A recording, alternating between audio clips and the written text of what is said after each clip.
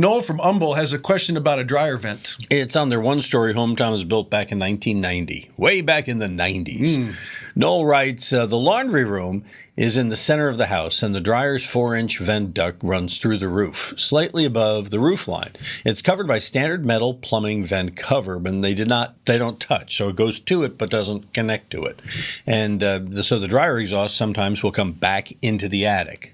So Tom, Noel wants to know if she should use fire-rated sealant on the dryer pipe at the roof deck to close it up.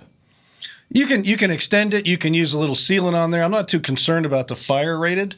You would use that in a firebox in a fireplace. This is not really at the very top there. It's never going to get hot enough to start on fire because it's such a long run. So you can use any good silicone caulking, roofing caulking, something of that nature. Probably what I would use if you have a little hole that you're trying to seal and make it adhere like an adhesive is use a product called NP1 that they use on roofs. Okay.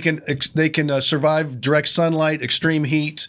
They have an adhesiveness to it, and they don't melt and get kind of gooey when it gets really hot. It gets hotter in the attic than the actual pipe probably does. All right. So, but is this an issue that sometimes it vents into the attic? I mean, is that a big deal? No, it's done all the time. It's not a big deal as long as you keep it clean.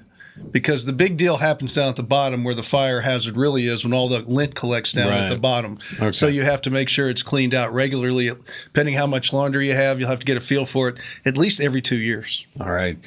Don't wait that long to send us your questions, though. You need some help, we'll help you out. Just use the Ask Tom form at HomeShowRadio.com.